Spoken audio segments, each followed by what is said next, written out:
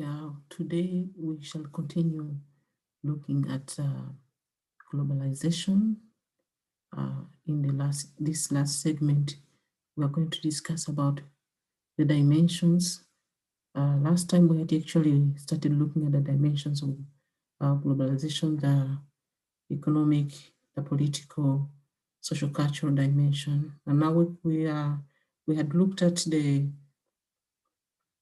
political dimension of globalization, and we said that. There is this push for representative democracy from the Western powers, and where the third world countries have to adhere to the principles of democracy and human rights and so on. And also, there is also the influence of international policies and commitments on national state governance. We see the third world countries have, or the developing world, have to adhere to the principles of international conventions, a number of them, and in which they are signatories, and they have to adhere to that. During the war, when there are wars like civil wars and conflicts between countries, then um, the international community in a way has to interfere. So there is that political dimension of globalization aside, but we see that the intervention of such manner also has an impact on national sovereignty, because governments are losing their control over their relationship with even other states, yielding to these multinational and international organization powers. So this is what we had actually looked at uh, last time.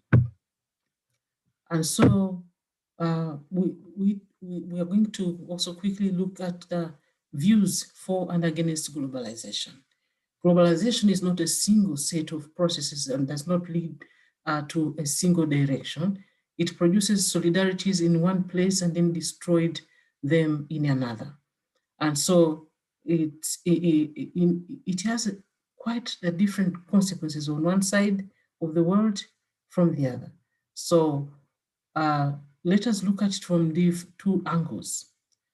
Whereas some others, there are those who consider globalization as an engine of progress, where others are looking at globalization as an engine of exploitation, disadvantaging the developing world.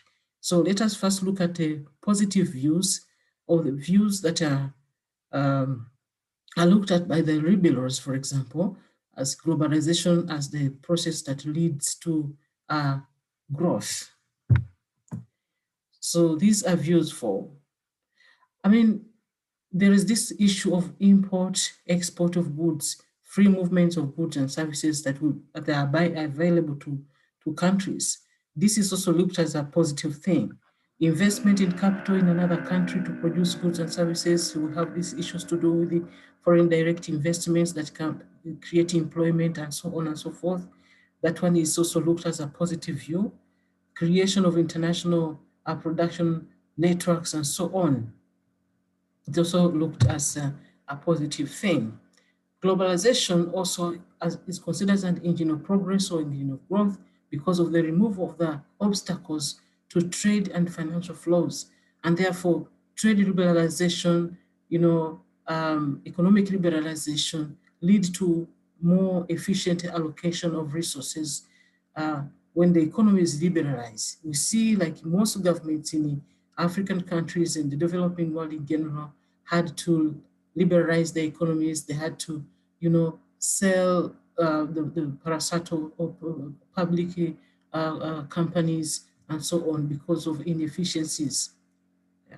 That is what was done in the 80s, in the 90s, during the structural adjustment program and so on. There was also migration of workers to seek for employment elsewhere. That in this globalization era, we see the movement of people from one country to another. Workers like doctors and nurses are going to the places where they think there are greener pastures and so on. There is also capital which is freely going from one place to another. This can be also human capital like these workers and so on, but it can also be financial capital that is invested in different places. It is also said that globalization has opened African countries to intense external scrutiny, and it is exercises pressure for greater um, transparency, openness, and accountability. This component is from the political point of view that issues of accountability and transparency are becoming now a norm in African countries because, like for example, if they receive aid or any form of assistance from the international community, then they are supposed to observe accountability. But this is something also that has been picked up by the domestic institutions, that issues of accountability are becoming very necessary. There is also opening up of economic opportunities that have allowed foreign capital. I think some of these ones I had mentioned, but here we're looking at, you know, the coming of the transnational corporations and multinational uh, um, uh, uh, companies that are investing in different parts of the world. And so for that matter, it is also believed that when these companies are opening businesses in such countries, then it means that there will be creation of employment. Issues of technology also have also contributed to growth. They are believed to have contributed to growth. And there is also greater economic openness to foreign direct investment and so on and so forth. I think some of those things I had mentioned them. But however, we are also looking at globalization from a different angle right now. There are discontents with globalization. Apart from the globalization being looked at positively, and that is from the neoliberal point of view, globalization has really caused a lot of harm in parts of or other parts of the world, especially among the poor people, because it has created inequalities. According to Neraj, he has looked at globalization as nothing but recolonization in a new attire, because we are looking at this time and we're saying, oh, there is a lot of manifestation of neocolonialism. So also it can be looked at in terms of that. So in the effort to adhere to this prescribed economic and financial liberalization, the neoliberal reforms of structural adjustment programs and so on, many governments in developing countries, especially in Africa, have had to abandon numerous social programs that are essential for economic development, like programs that are dealing with education and healthcare. So the production of to make the social services available to its people, you know, because a number of things that have been instituted are there, like, cost sharing and so on and so forth. Services that were open to people for free are no longer that free.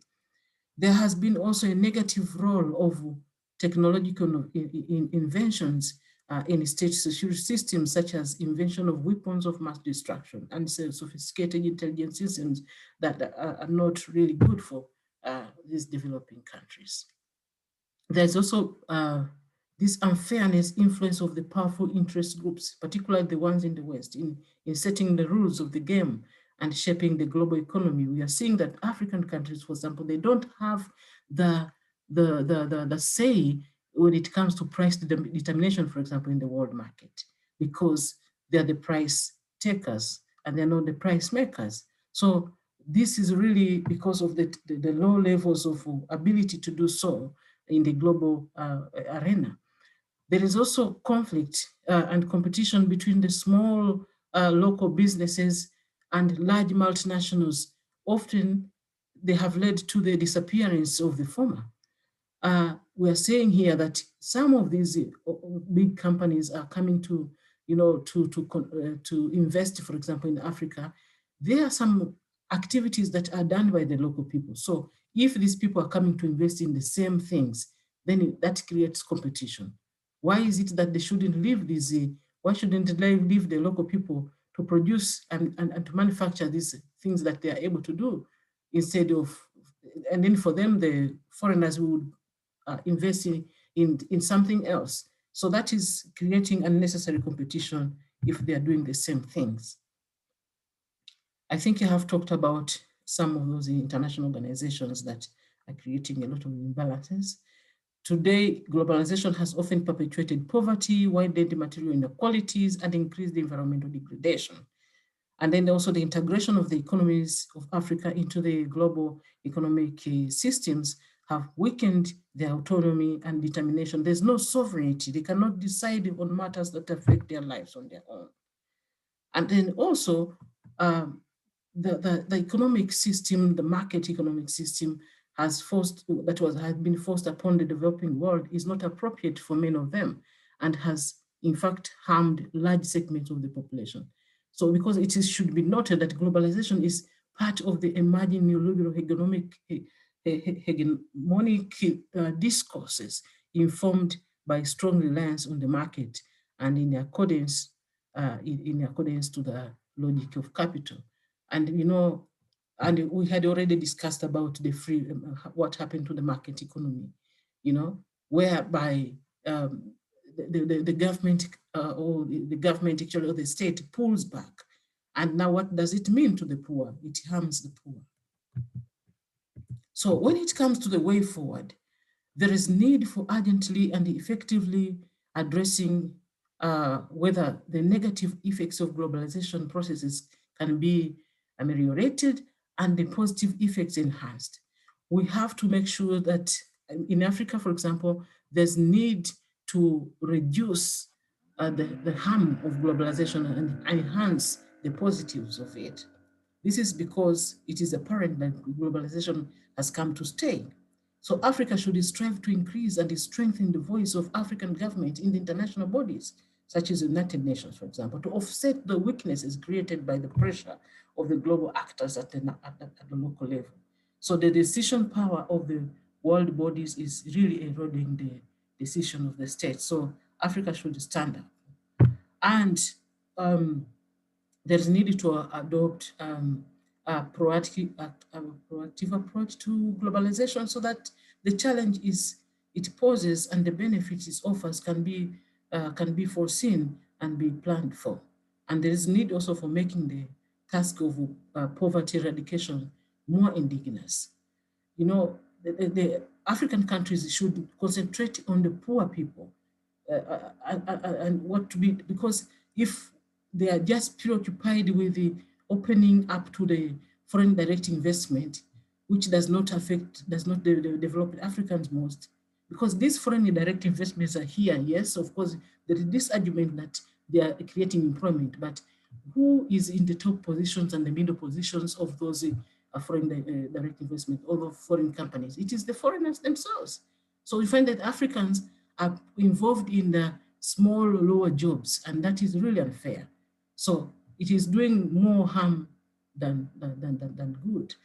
And so let African government be concentrated in looking at alleviating poverty issues using the available local resources, the taxes, and so on and so forth. What one is also trying to say here is that there's need for governance also, good governance in Africa. That is very important because much as we blame the international community, the outside countries when it comes to poverty and so on, we Africans also we have our internal problems that we have to put our house in order. And so issues of corruption, issues of nepotism, and so on and so forth, misuse of public funds and so on. So there is need.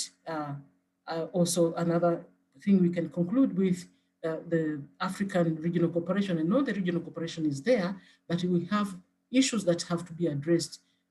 Differences, ideological differences that exist in the regional cooperation, the SADC, the ECOWAS, the East African Community, and so on and so forth. Because, if the countries are at different levels, ideological levels, uh, then there is a lot of problems. There are countries that are for presidential term limits, others don't have the term limits. Already if we have our internal issues that we have to sort, we cannot come together as blocks. Okay, I think this is what I have to say. Then let us see how we can move uh, next time to another topic. Okay.